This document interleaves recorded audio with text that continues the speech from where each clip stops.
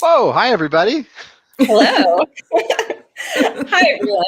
I'm Julie Evenson. I'm engagement editor for the Oregonian, Oregon Live. I'm here with Christy Turnquist, our TV reporter, and Michael Russell, our restaurant reporter. And we are talking about Top Chef Portland. This was the first time it's come to Portland. Is that correct? Oh, yes. Yeah. Okay.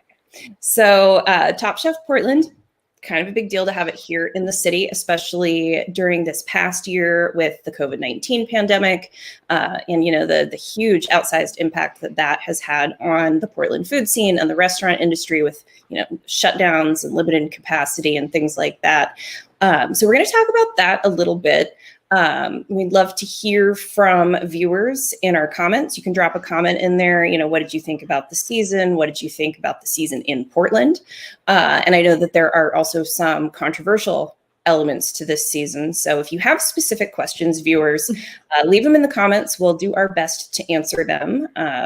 But just to get things started, let's talk about the controversy. Let's talk about some of the allegations that have come out about Gabe Orales. And this came out after the finale. Is that correct? Well, it has actually been reported before, Okay. So some people knew about it, but it seemed to really get traction the night that, the finale aired and Gabe Orales was named the winner. That same night, Gregory Gourdet, obviously the Portland chef who was one of the Top Chef All-Star guest judges and diners this season because he'd been on the show, once before as an All-Star and then once for the Boston season when he and Doug Adams were on. He posted a series of messages on Instagram talking about abuse in the restaurant industry, specifically of women. And then Padma Lakshmi went to Twitter and posted, the situation with Gabe Orales should be investigated. She later added a second tweet that said, during the time that they were doing the show in Portland, there was no indication of misbehavior. But what happened is that it had been reported that after they finished filming the show in October, Orales was back at his restaurant in Austin. And in December, he was fired for misconduct. It was very vague at the time. There was a statement issued from the co-owners that said he'd been fired for repeated violation of their policies and for behavior in conflict with their values. And it just seemed stubbornly stuck to that for a while. Nobody really knew officially on the record why he had been fired. There was plenty of talk on Reddit and that sort of thing. And there was sort of silence from the officials at Bravo once this all came out. The next day, Orales was quoted in the Austin Statesman, the Austin American Statesman, where he said that when he came back to his restaurant after Top Chef Portland filmed, he said that he had had a consensual, in quotes, sexual relationship with employee in 2020, in the summer of 2020, which would have been before that aired. And that he, in November, when he returned to the restaurant, cut her hours based on performance. He said that this was, bad decisions. The co-owner of the restaurant contradicted him and said that didn't seem like a good reason to cut this employee's hours, and that he said that Orales had been fired because of kind of a pattern of harassment of women. So that's what all blew up, basically the night of the finale and the following day. And it's kind of continued to roll since then. That's a great recap. And, I think Padma deserves credit for calling for an investigation. I do think it's interesting that the Austin American Statesman reported that Bravo was aware of these allegations. I mean, the whole world was aware of these allegations in December, because that's when the initial report that he'd been fired from his old restaurant, which is called Commodore, came out. So, it is interesting to me. I think the place where Bravo can be criticized is that if they're going to do an investigation now, I think the question is raised well, you guys probably could have done that investigation in December, January, February, March, April, on and on until now. And if you had done that and found that what Gabe did was, such a violation of your own whatever morality clauses you might have in your contracts, you could have made a decision before this season aired. Now, if it comes to be that Gabe's title is pulled, which would be sort of the extreme end of the repercussions, you always hear they win $250,000. They win feature in Food and Wine magazine, a trip to Aspen. Now, do you think Food and Wine Magazine wants to run a puff feature about Gabe Morales now that he's been accused of sexually harassing female staff at his restaurant? I don't know. So I Probably think that not. the one place where I've thought about this a lot over the weekend since the finale aired, if you're going to do an investigation, they did have the resources to do that before the finale aired. And now, if they do take that extreme measure, which I know some are calling for, even people who are close to Top Chef, what does that say about their decision-making process up until now, and the fact that they've been silent about this up until now, including not doing the usual things that a Top Chef winner gets, like tweeting out a congratulations or appearing on the Andy Cohen show. Those kinds of things. I believe they're open to criticism there, even though Padma was possibly bound by clauses in her own contract about what she could reveal about Gabe winning. I understand that. So when was the right time to do this investigation, I think, is the big question here.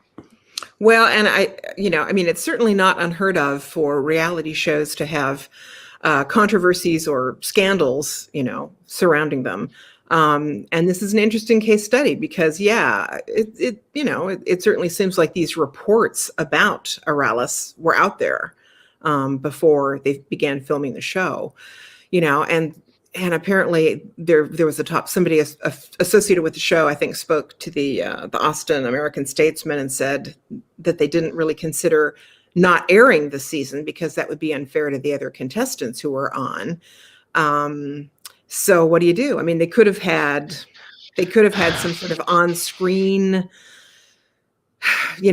recognition, some sort of introduction. I don't know. Well, that is interesting. And the one place where, we know that Top Chef can pivot very quickly because if you followed the chefs on Instagram who are taking part in this season, you may have noticed that Eduardo Jordan, the Seattle chef, was there at the final dinner along with a bunch of Top Chef All-Stars from around the country. Peter Cho, a chef from Portland, was there as well. But when you watched the actual episode air, they had edited out Jordan completely. Now, clearly that's an easier thing to do than reshooting the entire finale. Right. But I'm not sure what they can do at this point, but there's a lot of criticism on social media and also just among people involved in the show. And it feels like they may have to do something. Maybe the move is to put Dawn and Shota on to, Top Chef All-Stars like our own Gregory Gourdet or Naomi Pomeroy have been on. That makes a lot, or I guess Pomeroy was on Masters. Yeah. But yes, you could take those two, very, very talented chefs from this season, move them to Top Chef All-Stars. Maybe they get another crack at the win. I think it would be fun. Bring those two chefs back to Portland for a one-day cook-off at somewhere beautiful. Multnomah Falls comes to mind, or you pick. Back on the coast. Yeah. And I think I would tune in for that. Shota versus Dawn. You get one more crack at it. Maybe Dawn can remember to put her, potatoes on the plate, and Exactly. Shota can do something a bit more refined for his main course. Who's with me there? Would you guys watch that? The thing that is really sad about this and troubling about it is that up until this total bummer of a finale, and the winner having all these issues associated with him, this was really a terrific season. I mean, a lot of people were moved, I think, by how the chefs worked together, the spirit of conviviality, collegiality. I mean, obviously these shows are edited to tell certain kinds of stories. Yes, this is true. But this season had kind of a wonderful, diverse group of chefs who cooked from their background, from their culture, from things they remembered growing up in their households. And the judges seemed to really appreciate that. As has been said elsewhere, it wasn't like, we want you to cook like, Escoffier or something. I mean, it was all about tell your story, and show us the cuisine that you make. And the season really seemed to be about celebrating that. And so then to have what was really kind of a feel-good season end in this way that is so troubling it's really disappointing. You bring up a really good point, because it wasn't just like cultural diversity, although Gabe Morales does identify as Latino, Dawn is Black, Shota is Japanese American. They were all cooking from extremely diverse cuisines. And, as you pointed out, Top Chef 10 years ago, it might be that everybody who reached the elite level was cooking from a French background, and that the judges, maybe that's what the judges were rewarding because they didn't know anything else. But in the finale, you really did have Shota cooking straight Japanese food. I mean, he did a sushi course. He did a Japanese curry, which was very sort of comfort food driven. Something his mom loved apparently. Right. Yeah. Dawn cooked Southern food that was also, I would say, probably pretty French influenced given all the butter that she used with her sauces. But so French, Southern, Pan African for her. And then Gabe cooked this very straight Mexican cuisine from the Yucatecan Peninsula with a little Oaxacan influence. I think his family has background in the Yucatan. And the other element is these were three incredibly talented chefs. I'm not a Top Chef super fan the way you are as our TV critic, but man, that's one takeaway I had. I was really impressed with the talent and skill of the three people who ended up in the finale. Yeah, and I mean, even a lot of the people who went home earlier. I mean, we had our local chefs, Sarah Hellman and Gabriel Pascuzzi, who made good dishes during their time on the show. They didn't make it to the finale, but they certainly did some good food while they were there. And as they say, I mean, the show is there to kind of celebrate professional chefs kind of working at the top of their game. But I think, as Gregory Gordet's Instagram post reflected, part of the world of professional cooking is really tainted by misconduct in the kitchen. And that certainly, that came into this. And the past year has really been a reckoning about this, specifically women being harassed both by their employers, their bosses, and by customers. That's something that's being talked about a lot. Yeah. And you have had studies come out that say something like 70+% of women who work in the service industry say they've been sexually harassed by either, again, customers or bosses. And that number is higher than almost any other field, maybe the highest in any field. So to have Top Chef kind of come in and be like, okay, we need to deal with our diversity issues this season, and then end up blowing it with having someone who's been accused of sexual harassment win it all. That's really tough. I should also point out, I don't know if I said this, but Eduardo Jordan, the guy who's edited out of the final episode, was accused of sexual harassment by a number of women in a Seattle Times story about 2 weeks ago. So they were pretty nimble about editing that out for the final episode. Yes, they were. Yeah. So as we're talking about the finale and maybe what they could do next, one thing we didn't address directly is, if they choose to go in this direction where, maybe we have a rematch between Dawn and Shota, they will officially strip Gabe of his title. Is that that's pure speculation? I mean, we don't know. We have no idea what they're going to do. They've been pretty silent so far, other than, Padma's out there all on her own with her tweets about it. As Chrissy said, saying that they weren't aware exactly. I mean, they had some awareness because there was an article. They didn't know all the details, and I think Gabe was. What I've heard from sources is that he was telling people that he just had some marital infidelities, but they could have gone further than that. If they took him at his word. And I will also point out, to date, the Austin American-Statesman article that came out the day after the finale, the quoted Gabe, that is still Gabe sort of controlling the narrative. He called it a consensual relationship. He said the owner of the restaurant, Philip Spear, disagreed with him. That is still all coming from Gabe's voice. So, at some point there could be more reporting from the point of view of the woman who he cut, whose hours he admitted he cut, and it could paint a completely different picture. And at some point, Bravo's hands might be tied here. I just, again, cannot imagine Food and Wine wanting to do a big feature on this guy. I cannot imagine them wanting to invite this guy to the Aspen Food and Wine Festival, given the climate we're in right now. What will the other chefs, what will the female chefs especially, but everyone really at that festival, will they want to be side by side with them handing out oysters or what? I don't know.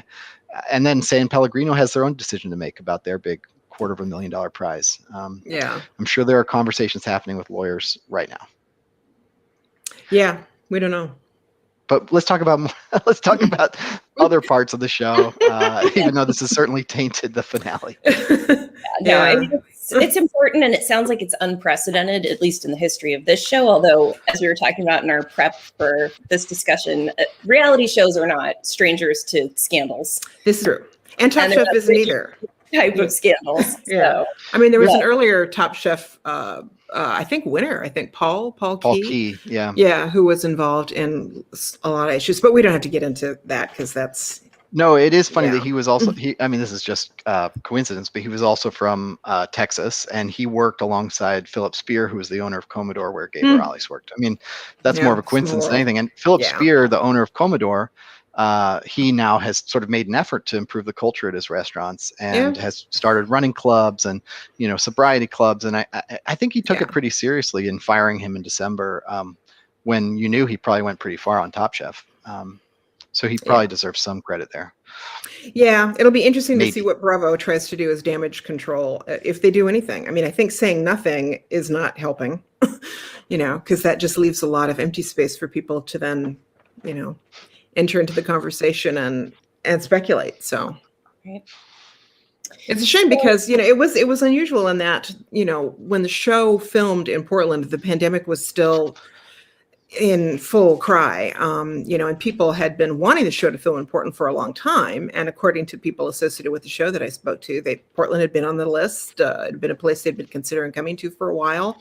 And kind of it fell into place for this. Now, unfortunately, or fortunately, I guess, depending. I mean, it was nice to see a vision of Portland that was something other than the very dark, serious one that had been portrayed in other aspects of coverage of Portland over the year.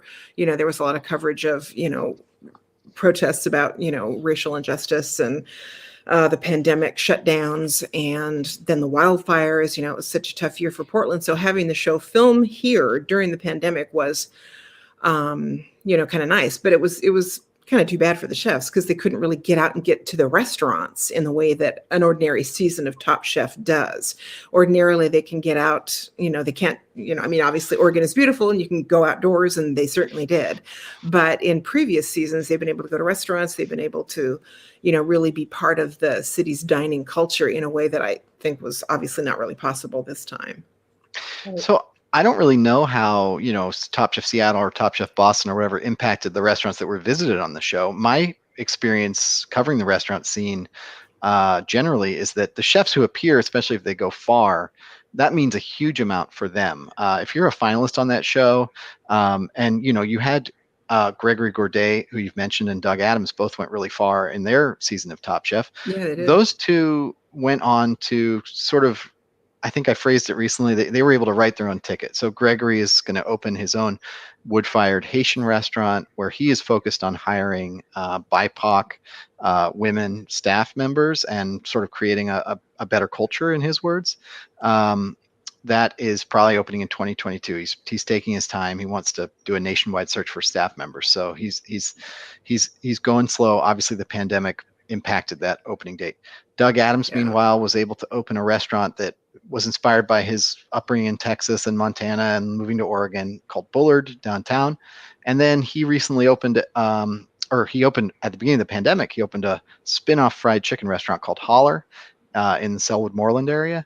And that they just held their grand opening after being open for months and months. But for those, that's what probably, if you're a young cook with aspirations to become a chef, opening a signature project based on your background and heritage, that's like the dream right now.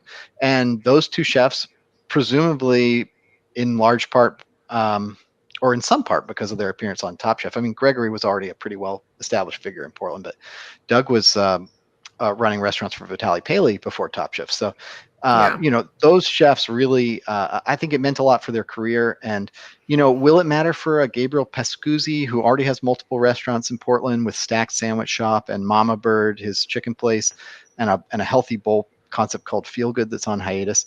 Like, I don't know what that means for Gabe, who kind of made it about halfway through the show, and then Sarah, who made it a bit further, Sarah Howman. She's the chef at a vineyard in Oregon wine country called Soder, and she has dreams of opening a boutique fish cannery, which kind of is inspired by all the little fishes she was presenting on the show. And I assume she could probably have opened a fish cannery without being on Top Chef, but this does make it easier for her. I see that impact on the individual chefs more than probably matters more than the impact on a whole scene. And I can't really imagine someone watching this show in Wisconsin or Arizona and being like, yeah, I need to go check out Portland restaurants generally now. And this is like, food tourism in Oregon, food and wine tourism is a multi-billion-dollar business. And could it impact the bottom line? Possibly. But what did they do really on this show where you were like, wow, I have to try that? Like, I'm thinking like Gabe Rucker cooked a sort of extravagant pigeon dish that they had to deconstruct in a, blind in a dark room. I mean, that doesn't really make me want to eat at Le Pigeon per se, even though it is a great restaurant. Yeah, but that dish didn't even sound good. Fair enough. I mean, especially after they had all their grubby paws in the food. I definitely don't want to eat it then. And that grabiche sauce with boiled eggs or something. They went to several food carts for the Pan-African episode. That's probably where they went out more than any other episode. But like two of those restaurants might not even, are closed right now. One of them is a catering company and might not reopen in a place you could visit. So the place where I'm transporting myself, I'm living in Maine. Oh, do I want to go to the other Portland? It's the scenic beauty that Christy mentioned. It's like the shots of Mount Hood when they went to the Fruit Loop. It's the drives out to the gorge. It's, those things. I could really imagine being like, wow, I just have to go out in that beauty because it was, the outdoor shots were totally stunning. Yeah. So I think it might impact our outdoors, people coming for the outdoors more than people coming for our food, possibly. So was that a different approach then because of COVID? So I admittedly have not paid a lot of attention to Top Chef until it had a Portland connection. So I don't have anything to compare it to the past seasons. So is that different? Well, it varies somewhat because I'm trying to think of like the Kentucky season. I don't know. They, go out and go to a whiskey barrel place or something. It was a few years since that was on. I have a vague memory, but I mean, it would be sort of a combination of some things that would be outdoors, but a lot of, sort of restaurants. And in this case, obviously, I spoke to Gail Simmons kind of about Top Chef Amateur. She was also one of the judges on Top Chef Portland, and she's hosting this spinoff that filmed here in Portland right after Top Chef Portland because they had the kitchen set up at the Portland Expo Center. But she was saying that obviously they had to keep changing their plans because of protests and wildfires and things that were happening downtown. And she was pointing to the fact that there were lots of nice outdoor locations that offered them some flexibility while filming during the pandemic that were beautiful, and that Oregon, obviously really does lend itself to that. So, going out to the gorge, I mean, gosh, that was beautiful. And that whole episode with members of the Confederated Tribes of the Umatilla Reservation, I mean, that was fascinating. And then going to the coast was gorgeous. I mean, I love the coast anyway, and the Dungeness crab. Oh my God. Oh, love it. but, I mean, some of that I think was necessary because of the pandemic, and it fortunately, Oregon lends itself to that. Even the stuff in Portland filmed kind of outdoors, like the tournament of tofu that they filmed at the Japanese garden. That certainly made me want to go back to the Japanese garden. I mean, it's lovely. It's been a while since I've been there, but it made it look really beautiful with the views of the city and everything. They weren't showing parts of the city that have had a harder time during the past year, because that's, again, TV, and they're sort of going for what looks pretty. But do you think if you didn't know what we know about what was going on with the quarantine for these chefs, do you think if you were just watching the show like 3 years from now and forgot about that, do you think how aware do you think you would be that these chefs were really like locked in their hotel downtown and couldn't go out, and there was protests and wildfire smoke and this and that and that? Yeah, I mean, that certainly wasn't reflected in the show. I mean, I think the main thing is usually the finale is filmed elsewhere, like in Italy or in Mexico or in China. And there's usually been a break, so that the chefs are able to come back and film, create the meal of their lives. Whereas in this case, Don't knock Tillamook. Well, the finale was at Willamette Valley Vineyards, which no problem. I mean, yay, Willamette Valley Vineyards, but it wasn't Italy. Anyway, and Cannon Beach looked real pretty for the next to the last finale. It's a good thing you can't smell the TV for that one Tillamook episode. Everyone knows the cows rule the air there, don't they? Yeah, there was that one little quote that I think it was Shota who said, yes, you can, I don't know, smell the umami or something in the air. Is that it? That's not what most of us associate with Tillamook. I don't know what the impact for Portland would have been had this season happen during normal times. But I do think that there would have been more opportunities to visit some of our best restaurants or Yeah. incorporate chefs in a way that felt more natural than, oh, here's Vitaly Paley, he's going to judge this quick fire. I mean, you Yeah. know more about Top Chef than I do, so maybe that's just how it is. But I would have loved to see them get out a bit more. Yeah.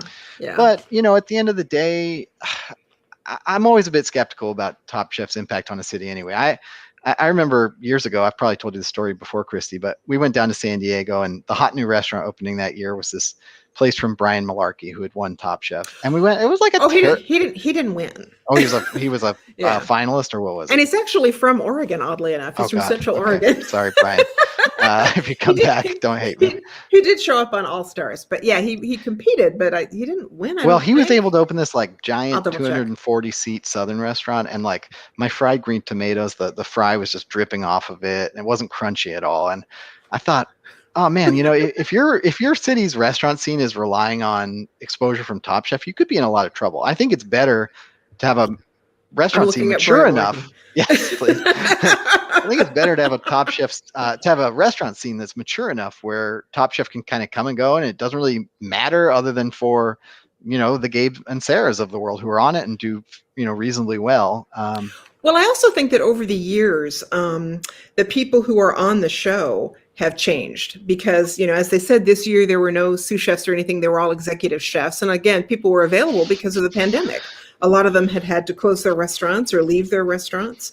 So I think that the quality of talent this year was terrific. And I think the quality of talent has been gradually improving every year, as they've done the show. Because if you go back to the earlier seasons, there were some people in there who, they didn't seem that great.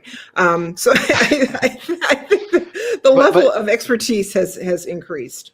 And that being said,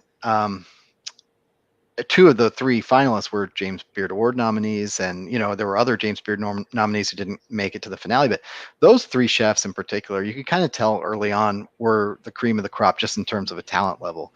And the meals they presented were pretty stunning. I mean, I could really see, all the problems about Gabe aside, I could see those 4 dishes he presented in the finale at a pretty high-end, part of a larger tasting menu at a really high-end restaurant. His sauce making is beautiful. He makes traditional moles, Mexican sauces. The one he made as part of his main was a black mole negro, and he put more than 20 ingredients into it, which is pretty typical.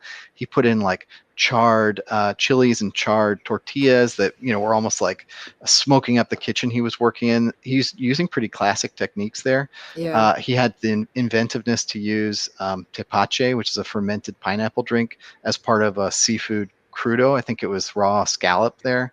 The judges were blown away. I don't really think, Dawn's food, I think, was strong enough when it was on to be as good as Gabe's, but her downfall again and again and again throughout the season, for those of you who watched, was time management and putting things on the plate, but also just that first course she put out had like 8 things on it. And this comes after Nina Compton, the great New Orleans chef, took her aside in this family dinner with all the Top Chef All-Stars and said, "Hey, Dawn, could you not put so much stuff on the plate this time? Like, that's like, if you find you're running out of time, maybe do 3 things instead of 5. And she did 17 things, and once again didn't put something on the plate. And I just think if you're like, okay, again, taking aside the accusations against Gabe, if you're a Top Chef judge and you have 2 equal chefs or almost equal, and one of them puts out 12 plates and 2 of them are missing an essential ingredient again and again and again, you can't win with that. I mean, part of winning Top Chef is not making those mistakes. Yeah, because it's a TV show, and I mean, much as I like Top Chef, it is a TV show. It's not a PBS documentary, I mean, and so yes, they do have those horrible product placements. Talente. Yeah. No offense to Talente, but oh my God, come up with a quick fire based on Talente. Kind of silly. So there are these constraints because it's on a commercial cable network, and they have the timed element, and they have these challenges. Some are great, some are kind of goofy. That's always just been the way. And so you kind of have to learn how to work within that framework. And I think Gabe was really good at that. I mean, I think he really knew what he could do and what he wanted to do in the time that he had. As you say, those other issues aside, I mean, he really seemed to understand what he had gotten into. And I think Dawn kind of got in her own head a little bit. But I still think she was number two for me if I were, just based on what we saw.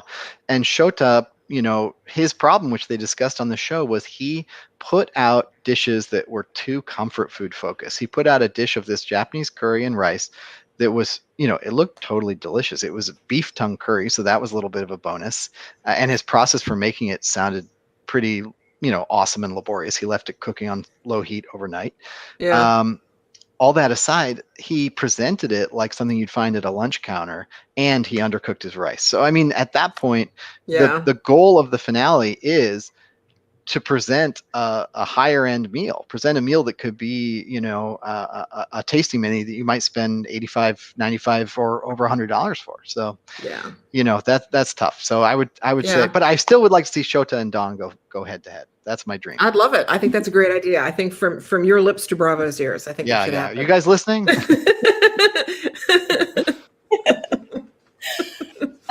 So as we start to wrap up, we talked a little bit about, the controversies and, kind of writ large, what does this mean for Portland or any city that hosts a Top Chef? I'm going to bring it back down a little bit and ask you both, was there a moment or a dish or a particular chef, something in this season that was kind of your favorite? Like if you have to go back and think about the season, like what was that one moment or thing or person that you just really enjoyed the most?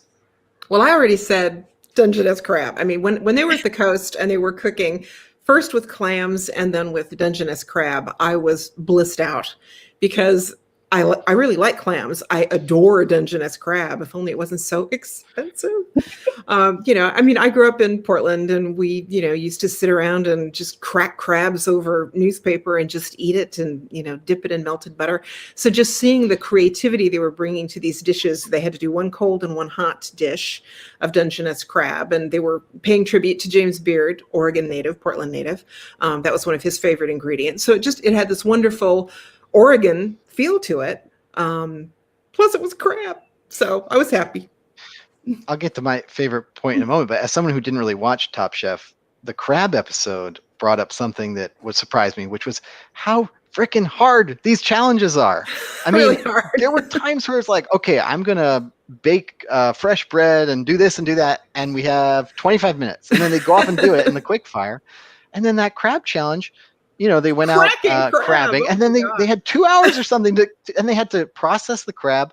It takes forever to crack crab. Just steaming, cracking the crab, just picking it. And Dawn, to her credit, was smart there to serve the crab in the shell. That was smart. That saved her a lot of time. Yeah, Shota obviously was extremely efficient with his crab cracking, but Gabe got in big trouble in that episode because he burned one of his tortillas, or I guess like one of the linen towels melted on it or something. I didn't know linen could melt. Maybe it was not real linen, I guess. Oh, favorite moment. So I have a couple. If you don't mind, if you'll humor me, I thought the moment where Jamie Tran sort of tried to give up her spot in the episode that was filmed out at in Tualatin Valley, where Maria Mazzone was kicked off, and Jamie Tran said, "No, it was kind of strange because she was like, "Take me," but no, I'm not really going to leave. I don't want to go. But the friendship between them two, and sort of kind of the suggestion of that sacrifice was, I mean, it was like a dang emotional moment. Even though, yeah, this is a reality show, that was good TV. On a personal level, Christy and I were able to profile the two Portland chefs, and that for me, that meant I got to go out to the Soder Vineyards and sit in their little show garden up by the tasting room. And man, that is, first of all, that's one of the most beautiful places I've been to in Oregon. It's got almost 360 views and of the surrounding Carlton wine country, and chat with Sarah, who seems pretty down to earth to me. It was a cool hang, and that story was pretty fun. So you could Google those, our two profiles. So on a personal level, I wasn't watching the show, But profiling Sarah was my favorite moment of the season. And I was going to see if I have any Talenti in my freezer here, so we can. This Facebook Live was sponsored by Tillamook Ice Cream, choice of better restaurant critics everywhere. Well, the Tillamook Creamery was prominently featured. It's not called a factory anymore, is it? No, they changed it. I think Colicchio did say, well, it is kind of a factory when he's walking in. A creamery. That's right. We'll remember that. Well, thanks, guys, for taking some time today to talk through all of this. We referenced several stories, those chef profiles, a story in the Seattle Times. I will make sure to go back and put links to all of that in the comments here. We got a handful of questions, and I think we answered most of them through the course of our discussion. But if there's anything that we didn't get to, or people come back to this on rewatch, we'll do our best to answer those questions in writing in the comments. Thanks, everyone. Thanks, you guys.